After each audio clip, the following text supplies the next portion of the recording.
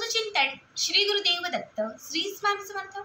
तुम्हा सर्वांचं आपल्या स्वामी शक्ती या चॅनलमध्ये मनापासून स्वागत आहे। स्वामी तुम्हा सर्वांच्या सर्व चांगल्या इच्छा पूर्ण करून एवढीच स्वामींच्या चरणी प्रार्थना करते आणि आपल्या आजच्या या नवीन आणि सुंदर व्हिडिओला पुन्हा एकदा नव्याने सुरुवात करते। मित्रांनो, आज 26 डिसेंबर बघा, अत्यंत महत्त्वाचा आणि सर्वात मोठा दिवस, कारण आज आहे दत्त जयंती। खरं तर मार्गशीर्ष महिन्यामध्ये जी पौर्णिमा असते त्या पौर्णिमेला आपण दत्त जयंती साजरी करत असतो। आज मार्गशीर्ष पौर्णिमा आणि दत्त जयंती दोनही शुभयोग एकाच दिवशी आहेत, त्यामुळे आजचा जो दिवस आहे तो अत्यंत महत्त्वाचा आणि सर्वात मोठा आहे। खरं तर दत्त जयंतीच्या ज्या सेवा आहेत ह्या आपण 7 दिवस 11 दिवस किंवा 21 दिवस अगोदरपासून करत असतो। बऱ्याच वेळा असं होतं की सेवा करण्याची इच्छा असते पण वेळ मिळत नाही। काही प्रापंचिक गोष्टी असतात, नोकरी असेल, मुलं लहान असतील, त्यामुळे आपल्याला सेवा करणं शक्य होत नाही। बघा, आत्ताच्या या व्हिडिओमध्ये मी अशा काही लोकांसाठी अत्यंत महत्त्वाचा उपाय घेऊन आलेली आहे, ज्यांना दत्त जयंतीच्या कुठल्याच सेवा करणं जमलेलं नाहीये किंवा ज्यांना दत्त महाराजांच्या सेवा करणं पॉसिबल झालेलं नाही। इच्छा खूप होती पण ताई आम्हाला गुरुचरित्र पारायण करता आलं नाही, इच्छा आमची मनापासून होती पण तरीही आम्ही ठरवूनही आमच्याकडनं सेवा घडलेली नाहीये, पण आज आम्हाला अगदी 5 मिनिटाची काहीतरी सेवा करायची आहे। तर आजच्या या व्हिडिओमध्ये मी तुम्हाला अशीच एक 5 मिनिटाची सेवा सांगणार आहे, जी सेवा तुम्हाला संपूर्ण गुरुचरित्राचं फळ देईल, जी सेवा तुम्हाला पूर्ण दत्त जयंतीच्या दिवसाचं फळ देईल। दत्त महाराज साक्षात तुम्हाला आशीर्वाद देतील। या 5 मिनिटाच्या सेवेने तुमची सर्व इच्छा पूर्ण होतील, तुमच्या आयुष्यातील जी अडलेली कामं आहेत ती मार्गी लागतील, घरातील दारिद्र्याचा नाश होईल, घरामध्ये सुख, समृद्धी आणि शांती प्राप्त होईल। बघा, 5 मिनिटाचा हा उपाय जर आजच्या दिवशी केला तर नक्कीच दत्त महाराज अखंड तुमच्यावरती प्रसन्न राहतील।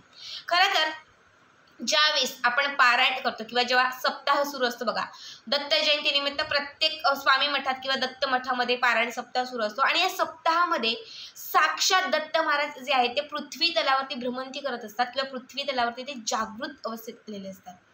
आणि जो दत्त जयंतीचा दिवस असतो ना, तर दत्त जयंतीच्या दिवशी दत्त तत्व हे पृथ्वी तलावरती नेहमीपेक्षा हजारो पटीने जास्त कार्यरत असते। या दिवशी दत्तांची मनोभावे जर तुम्ही सेवा उपासना केली तर या दत्त तत्वाचा तुम्हाला जास्तीत जास्त लाभ प्राप्त होतो। आजच्या दिवशी दत्त तत्व हे अत्यंत जागृत अवस्थेत आहेत, त्यामुळे तुम्हाला 5 मिनिटाची का होईना सेवा ही करायचीच आहे, कारण आपल्याला दत्त तत्वाचा लाभ घ्यायचा आहे। आणि हीच 5 मिनिटाची सेवा मी तुम्हाला आता सांगणार आहे। ज्यांनी खूप सेवा केली आहे, खूप पारायण केलेली आहे, ताई आम्ही खूप केलंय, तर ज्यांनी खूप सेवा केलेली आहे त्यांनी देखील ही सेवा करावी, जेणेकरून दत्त तत्वाचा अधिकाधिक तुम्हाला लाभ मिळेल। ठीक आहे, हे लोकही करू शकतात आणि ज्यांनी काहीच केलेलं नाहीये ते देखील करू शकतात। बघा, ही सेवा आपल्याला आज सायंकाळी करायची आहे। दिवसभरात खरं तर तुम्ही कधीही केली तरी चालेल, आता दुपार झालेली आहे त्यामुळे शक्यतो सायंकाळीच तुमच्याकडनं ही सेवा होईल। काय करायचं, तर आपलं जे देवघर आहे देवघराच्या समोर आसन टाकून बसायचं आहे, एक दिवा तुम्हाला लावायचा आहे। सकाळपासून जर एकच दिवा प्रज्वलित असेल तर तोच ठेवा, दुसरा लावण्याची काही गरज नाही। त्यानंतर तुम्हाला 3 अगरबत्त्या प्रज्वलित करायच्या आहेत, मोजून सुगंधित असणाऱ्या 3 अगरबत्त्या तुम्हाला प्रज्वलित करायच्या आहेत। यानंतर तुम्हाला एक छोटीशी प्लेट किंवा मातीची पंटी घ्यायची आहे आणि ही जी मातीची पंटी आहे ती तुम्हाला तुमच्या समोर देवघराच्या समोर तुम्हाला ठेवून द्यायची आहे। यामध्ये एक कापराची वडी ठेवायची आणि कापराची वडी प्रज्वलित करायची। हातात 1 रुपयाचा नाणा घ्यायचा, ठीक आहे, 1 रुपयाचा कॉईन घ्यायचा, हाताची मूठ बंद करायची आणि ही मूठ अशी ठेवून द्यायची। त्यानंतर तुमची इच्छित जी मनोकामना असेल ती इच्छा सगळ्यात आधी व्यक्त करायची आणि त्यानंतर तुम्हाला दत्त महाराजांचं स्मरण करायचं आहे। तुम्ही दत्त दत्त दत्त दत्त असंही स्मरण करू शकतात किंवा मग तुम्ही दिगंबरा दिगंबरा श्रीपाद वल्लभ दिगंबरा, दिगंबरा दिगंबरा श्रीपाद वल्लभ दिगंबरा याचंही स्मरण करू शकतात किंवा ओम दत्तात्रेय नमः, ओम दत्तात्रेय नमः या मंत्राचाही जप करू शकतात। फक्त एवढंच लक्षात ठेवायचं आहे की जोपर्यंत तुम्ही स्मरण करत आहात तोपर्यंत ती अगरबत्ती जी आहे ती प्रज्वलित असली पाहिजे आणि जोपर्यंत अगरबत्ती पेटत आहे तोपर्यंत तुम्हाला दत्त महाराजांचं स्मरण कंटिन्यू करतच राहायचं आहे। दत्तांचं नाव तोंडातून अजिबात सोडायचं नाही आणि जो कापूर तुम्ही पुढे प्रज्वलित करत आहात तर हा जो कापूर आहे या कापरामध्ये तुम्हाला एक एक अशा लवंगा टाकत राहायच्या आहेत. ठीक आहे, पुन्हा एकदा सांगते, 1 रुपयाचं नाणं असं समोर ठेवल्यानंतर कापूर जे समोर प्रज्वलित असणार आहे, एक लवंग त्याच्यात टाकायचं. पुन्हा कापूर विझत आला तर कापराची एक वडी घालायची, पुन्हा दुसरं कापूर टाका, लवंग टाका आणि दत्त महाराजांचं स्मरण करत राहा, कंटिन्यू स्मरण करत राहा. जोपर्यंत त्या अगरबत्त्या पेटत्या आहे तोपर्यंत स्मरण करत राहा. 5 ते 10 मिनिटं नामस्मरण हे करतच राहायचं आहे. जेव्हा अगरबत्त्या विझतील तेव्हा कापूरही विझला तरी चालेल. मग ते जे लवंग आहे ते टाकणं थांबून द्या. त्यानंतर हाताची जी मूठ आहे ती मूठ तुम्हाला सोडायची म्हणजे अशी उघडायची आहे. त्यावरती ठेवलेला जो 1 रुपयाचा नाणं आहे, या 1 रुपयाच्या नाण्यावरती जी अगरबत्तीची विभूती खाली पडलेली असेल तर ही अगरबत्तीची विभूती तुम्हाला उचलायची आहे आणि 1 रुपयाच्या नाण्यावरती तुम्हाला ठेवून द्यायची आहे.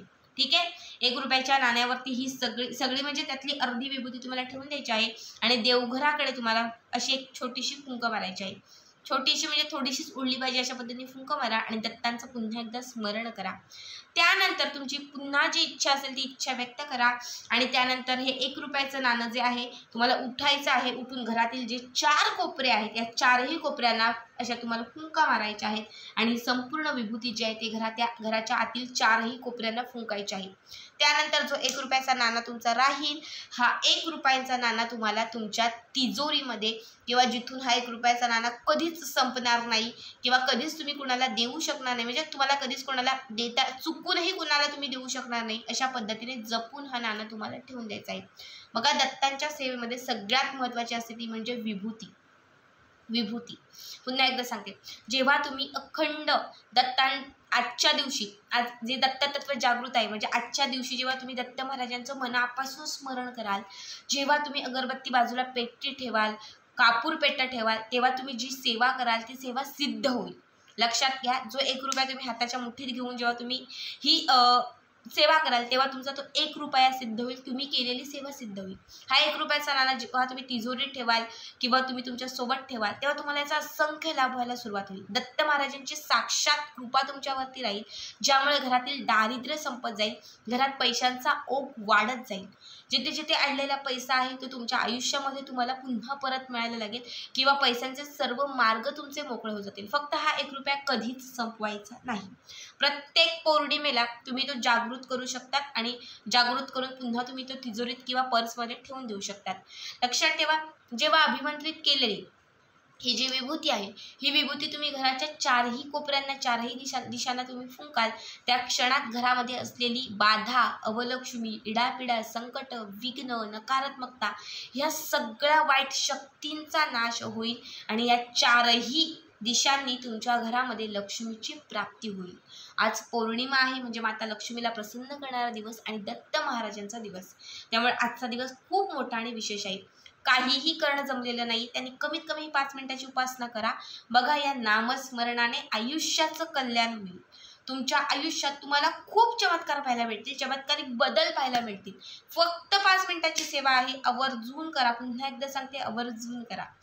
तर आजचा हा उपाय कसा वाटला नक्कीच कमेंट करा आणि असेच पुढचे व्हिडिओ पाहण्यासाठी चॅनलला सबस्क्राईब करा. श्री स्वामी समर्थ. जय जय स्वामी समर्थ.